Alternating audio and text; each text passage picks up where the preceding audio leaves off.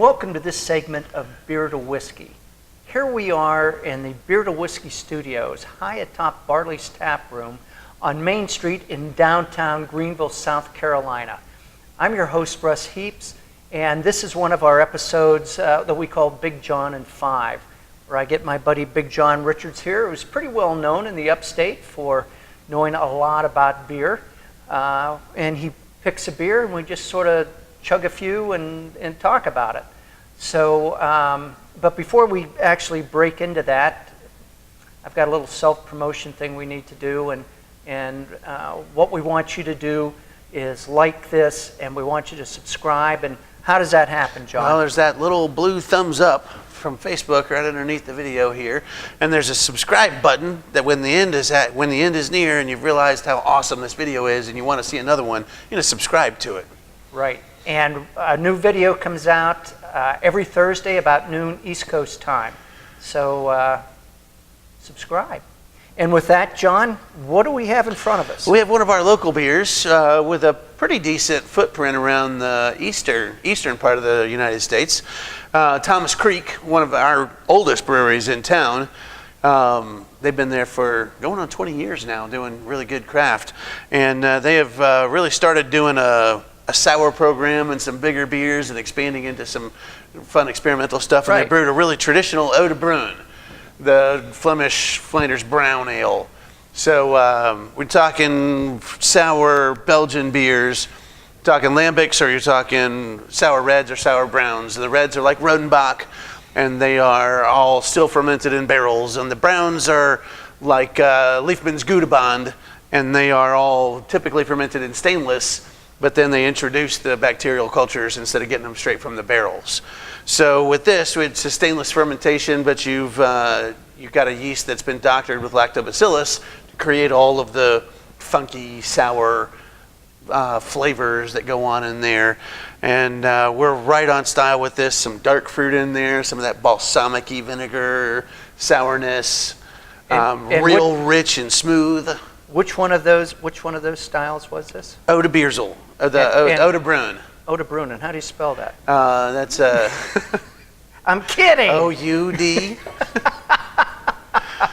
What should I be tasting when I? You should be tasting like the predominantly sour thing is the like balsamic, kind of balsamic-y vinegar. Okay. That Okay. hides in the backbone of this. There's a lot of fruit in here, a lot of dark fruit, some cherries and like raisins and dates and some plums on that side of things. Very rich and very smooth. Not much in the way of alcohol burn at all. Just a rich, dark, pair it with chocolate kind of a beer. Well, let's give it a go. Yeah.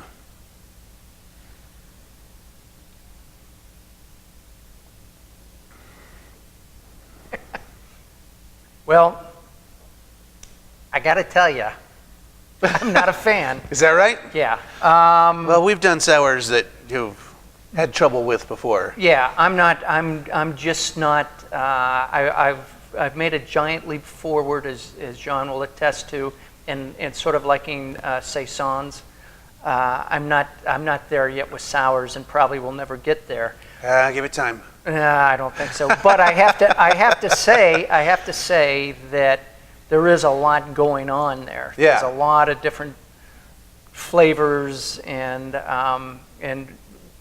if you like something complex and something that doesn't taste like beer, this is kind of this sort of hits the nail on the head, I think. So do you think that you are tasting those fruity flavors in there and some of that tartness, or do you think that it's the sour, like balsamic side that's turning you off, or is it the finish? I'm getting the balsamic in a very big way. Yeah. I mean, to me, that's the focus of this thing. That's sort of the overpowering flavor. And maybe when you said raisins, maybe that's what turned me off, because I don't eat raisins. But I don't really, I can't, I don't have, my taste buds don't get the nuances, and I can't really pull raisins out of that. But it's just... Well, it is a pretty sour beer. It's a sour beer, but it's a big sour beer. Yeah. This is sort of this is sort of the red Zinfandels of beers here. Sure, and Huge. this is along those same lines. Even this is 6% alcohol. So this is not a majorly heavy-duty, burn-you-to-the-ground beer.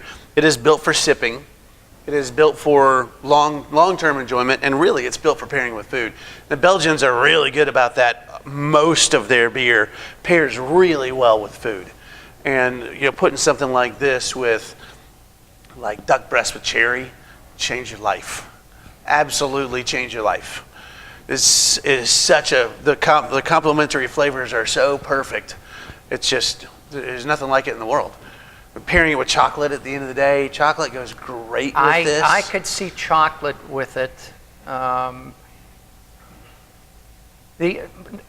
disappointed that it's only 6% because I could only drink one of these, and so I would want it to be 9 or 10%, right? And at least sort of get me over the line. But some of them are up there in that 8 and 9 range, but a lot of them live a little closer to the 6% range.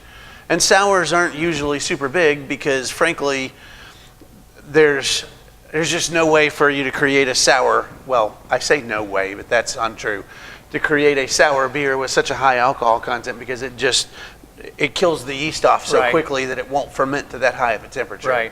Right. I get that. Is this a seasonal for Thomas Creek? I think it's maybe a one-time only brew. One-time only. Well, I'd be behind that, but I'm a big. Don't get me wrong. I'm a big fan of Thomas Creek. They're here in Greenville. I live in Greenville, and I like a lot of the things they do. Unfortunately, sours are not in my wheelhouse. It'll be fun. It'll be fun for me because this beer will sit out for another hour while we film a couple more of these, and as it warms, it's going to get quite a bit sweeter.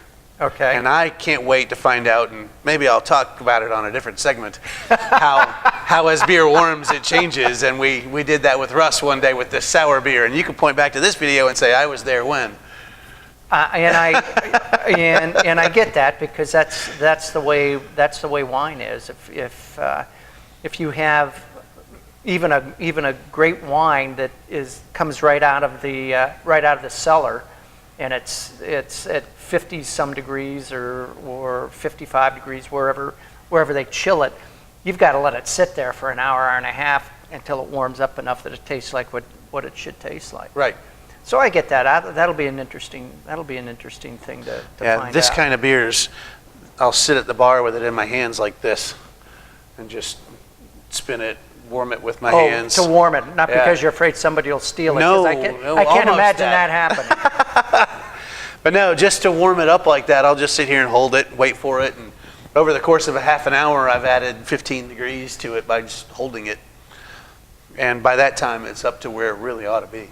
This is why John is the sort of connoisseur of this thing. I'm a meat and potatoes guy, and I'm sort of the same way with my beer. I just like basic things. John can always find something wonderful in any beer pretty much that he drinks, although I can name a brewery that he's not fond of and has never liked anything they do, but we're not going to bring that up. We're going to keep that to ourselves. We're not going to bring that up. We're into making friends. But actually, I'm kind of surprised by this coming from Thomas Creek, not because they don't usually do this kind of thing. Yeah. We've talked about this before, that how wonderful it is that the culture has demanded that our brewers not only experiment with their own stuff, but fly off their own radar and try different things. Right. And if you hit, you hit, and if you don't, you don't, but they'll forgive you as long as you're trying, it seems like. Yeah. Anything else? Oh, I think we covered a lot today, Russ. I think we should let these people go. I do too, and that way I can stop drinking this cold and let it warm up and see if it does what John says it's going to do. Right. As always, I want to thank Barley's Tap Room in downtown Greenville for hosting us. We love being here. It's sort of the beer headquarters here in Greenville, South Carolina.